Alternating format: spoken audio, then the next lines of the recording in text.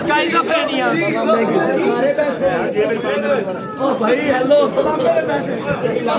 लांबे दे पैसे लांबे दे आप सब दर्द होवे ते बोली दाए दर्द होवे ते बोली दाए चुप मसले दा हल ते नहीं है ते रन मुरीद ना समझी मैनू रन मुरीद ना समझी मैनू हर बंदा पप्पल ते नहीं ना तेनू ना लब्बे फौजी साहब पीस जे तेनू ना लब्बे ये कोई वड्डी गल ते नहीं ना ते जिंद तीन जिंदड़ी दे चार सुले तीन जिंदड़ी दे चार सुले जीना अज कल ते नहीं ना जीना अज कल ते नहीं ना। बहुत शुक्रिया अदील असलम